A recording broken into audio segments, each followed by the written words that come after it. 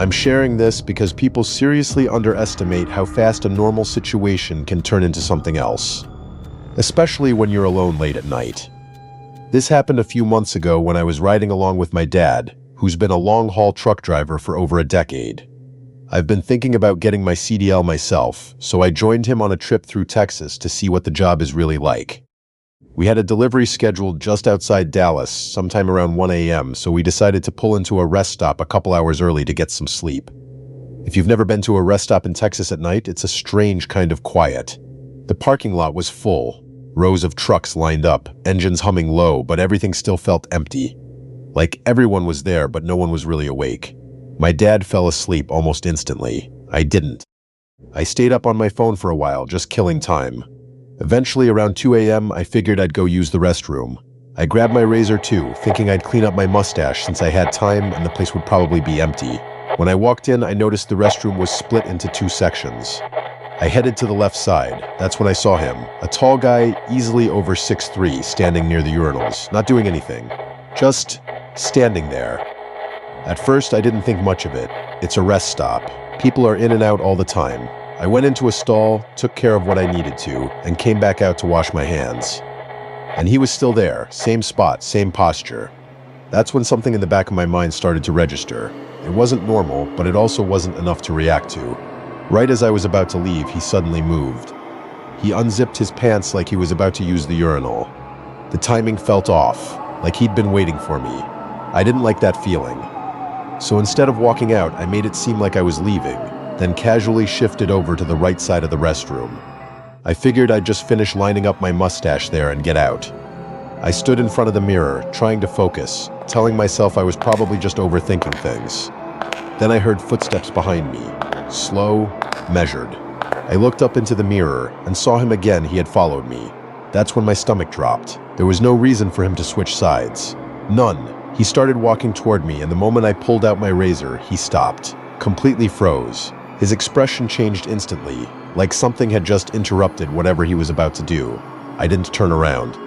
I kept my eyes on the mirror, pretending everything was normal. Even though my heart was starting to race, I kept trimming, slow at first, then faster. Behind me, I saw him move again, this time stepping up to a urinal. But when I glanced at him, he wasn't looking down, he was staring at me. Direct eye contact through the mirror, unblinking. He gave me a small nod, and I nodded back. Not because I wanted to, but because I didn't want him to know that I was aware. A few seconds later, he walked into one of the stalls. I tried to ignore it, but when I looked again, he wasn't using it. He was just standing in the corner, watching me. At that point, I knew this wasn't random. I finished as quickly as I could, trying not to mess up, trying not to show panic. About 20 seconds later, he stepped back out and returned to the urinal, again pretending to use it. Same pattern, like he was waiting. The second I finished, I walked straight for the exit. As I passed him, I kept the razor in my hand, gripping it tight. I'm about 5'9", not small. But standing next to him, I could feel the difference immediately. He was bigger, older, stronger. If something happened, I knew I wouldn't have the advantage. I stepped outside. Right away, I saw the security cameras above the entrance, and for the first time since going in, I felt a little relief. He didn't follow me. I walked straight back to the truck. My dad was still asleep. Everything looked normal, but it didn't feel normal anymore. About 20 minutes later, I texted a friend and told him what happened. He told me to go back on FaceTime and check. I don't know why I agreed, but I did. When I went back, the guy was gone. I showed my friend around, pointed everything out, tried to explain it. But without him there, it felt almost unreal, until I stepped outside again. Behind the rest stop, there was a smaller parking lot for cars. Only one car was there, a red one. Its headlights were on. The second I looked at it, shut off, instantly. No delay, no movement. Just darkness. I couldn't see inside. Couldn't tell if anyone was there. Maybe it was nothing, or maybe it wasn't. I went straight back to the truck and didn't leave again that night. Even now, I still think about it. Not just what happened, but what could happen if I didn't have that razor in my hand. I've been living in Chicago for most of my life, and if there's one thing you get used to, it's commuting. The trains, the buses, the long rides home. My daily commute used to take close to 2 hours. Train, then a bus, then a short walk through my neighborhood. After a while, it just becomes routine. You stop paying attention. That's probably why what happened caught me so off guard. There are 2 nights I still replay in my head. The first one happened on the train. It was late, but not unusually late. I had just made it onto the train right before the doors closed, so I stayed standing near them. I had my headphones in, music playing low. At first, I thought I heard someone talking. I ignored it. That's normal here. But then I realized it wasn't random. It was directed at me. I kept facing forward, pretending not to notice, but I could feel it. That pressure of someone watching you. After a few seconds, I took one earbud out. What? That's when he snapped. The guy, clearly homeless, but with this sharp, focused look in his eyes, started insulting me. Loud, aggressive.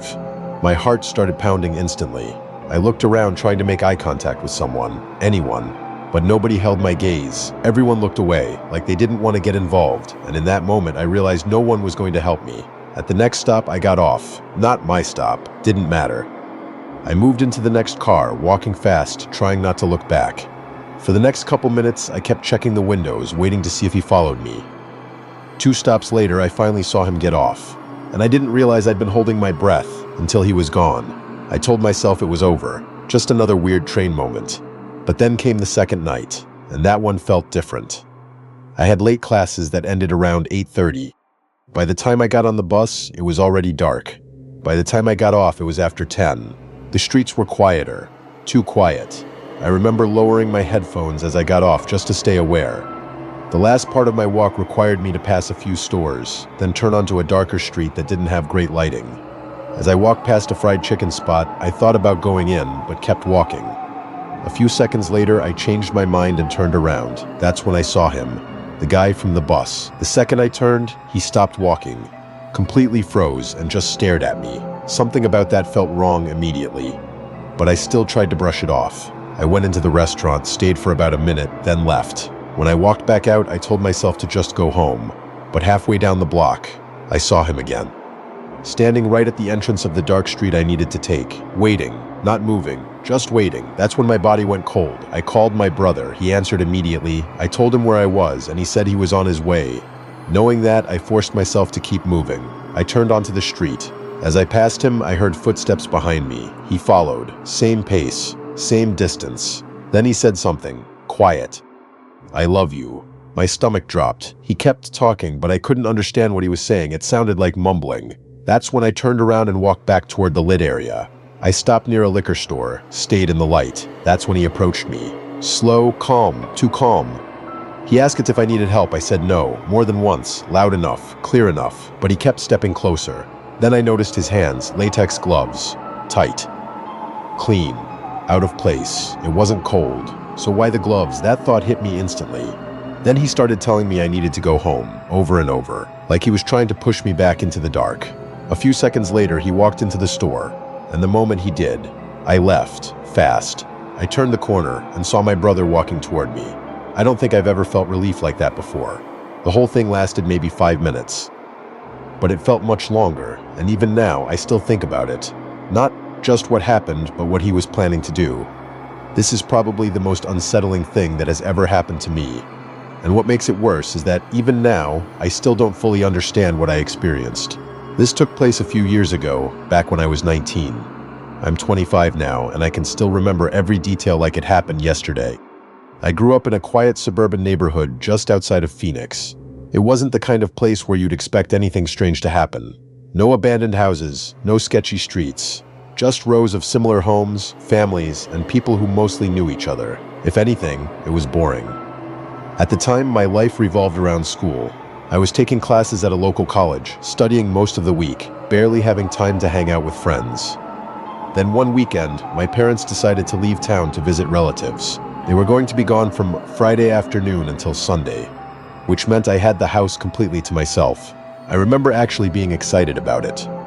I'd always liked having the house to myself. It felt peaceful, controlled. I made plans with a couple of friends to come over Saturday. Nothing crazy, just food, video games, catching up. But before that, I had something to attend on Friday night. There was a trivia event at my college, kind of a small competition thing. I had already committed to going with a group, so I didn't want to back out. The event itself was great. Way more people showed up than I expected. The room was full, energy high, free food, everyone in a good mood. My team ended up placing second, which honestly surprised me. By the time everything wrapped up, it was already late. I said goodbye to everyone and headed out to catch the last train home. That's when things started to feel off. When I got off at my stop, the area was completely quiet. Not unusual for that time of night, but there was something about it that felt heavier than usual. I started walking toward my house. It was about a 10-minute walk. And then I heard it. A scream. Not just any scream. A loud, raw human scream. The kind that instantly makes your body freeze. It sounded like it came from a man, and it wasn't just fear. It sounded like pain, like real physical pain. I stopped walking immediately. Everything went silent again. For a second, I thought maybe I imagined it. Then it happened again. Even louder, longer. This time, I could tell the direction it was coming from. It was coming from the direction of my house. That realization sent a cold feeling straight through me. I didn't run, but I started walking faster. My ears were tuned to everything now, every movement. As I got closer to my street, I turned the corner, and that's when I saw them. A group of 4, maybe 5 people in the distance. At first, they were just standing there. Then one of them noticed me. And suddenly, all of them started running toward me. I didn't think, I just ran. My house was between me and them, and luckily I was closer. I reached my front door, hands shaking as I tried to get my keys out. And just like something out of a movie, I dropped them. That split second felt like forever. I grabbed them, turned the lock, and got inside as fast as I could, slamming the door behind me. I locked everything immediately. Every door, every window. My heart was pounding so hard I could barely hear anything else. I stood there in the dark, just listening, waiting, expecting to hear footsteps outside, voices, anything. But there was nothing, just silence. After a few minutes, I worked up the nerve to look out the window. No one. The street was empty, no movement, no sign that anyone had been there at all. That almost made it worse. I called 911 and explained everything. The screams, the group of people running toward me. The operator asked if I knew them. I said no. She told me they'd send a patrol car to check the area. About 15 minutes later, I saw one drive slowly down my street. Nothing came of it, no follow-up, no explanation. That night I barely slept. The next day, I tried to act normal. My friend came over and I mentioned it briefly, but I didn't go into detail. I didn't want to make it feel more real than it already did. By the second night, I thought maybe it was over. I checked all the locks again before going to bed. Everything was secure. I put on a movie trying to relax, and for a while it worked, until I heard something. A loud bang, sharp, like something hitting the side of the house. I froze, turned off the TV, listened. Nothing. No footsteps, no voices. Just silence again. I went upstairs slowly and looked out the window. Same thing.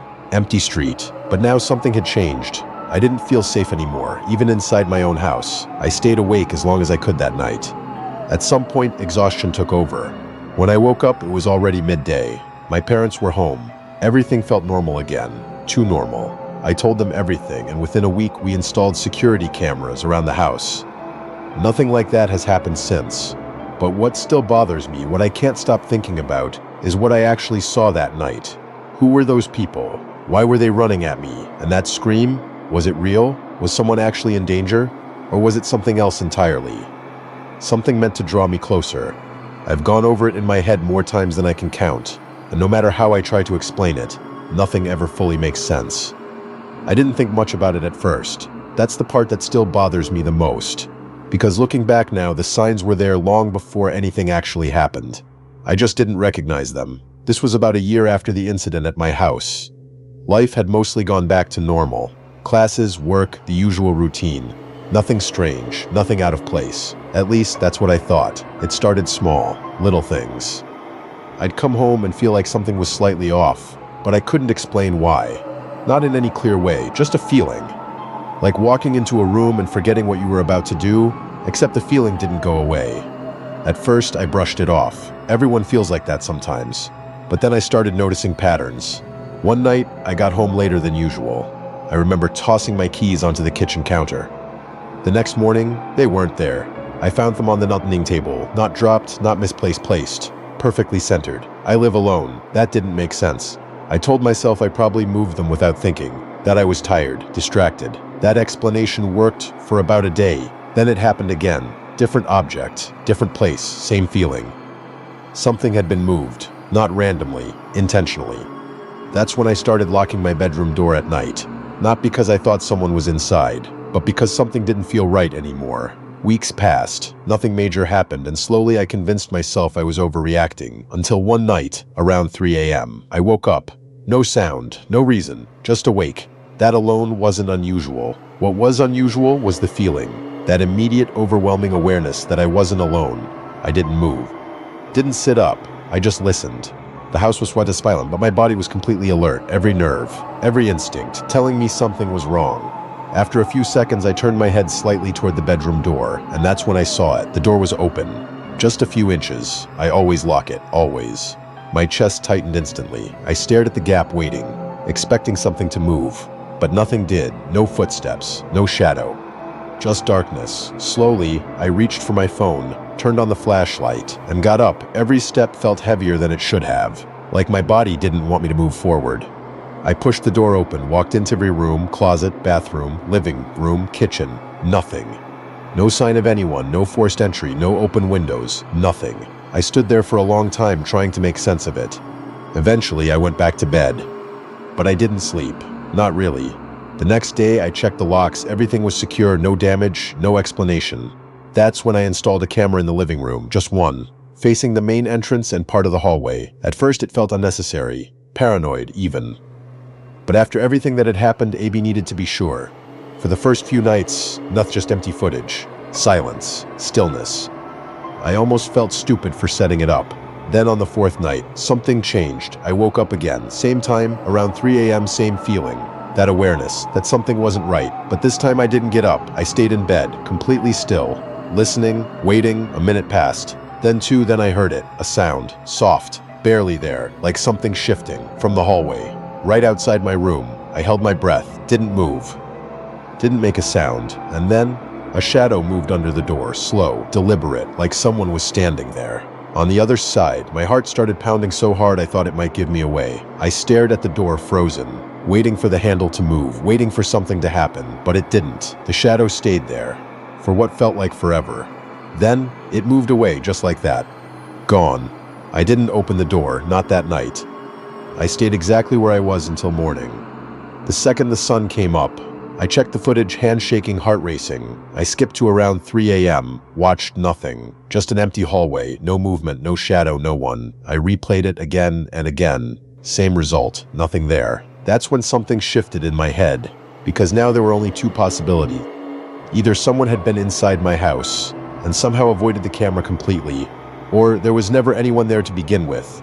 I wish I could tell you which one is worse, because honestly, I still don't know. A week later, I moved out. New place, new locks, more cameras. Nothing like that has happened since. But sometimes I still wake up in the middle of the night, around the same time.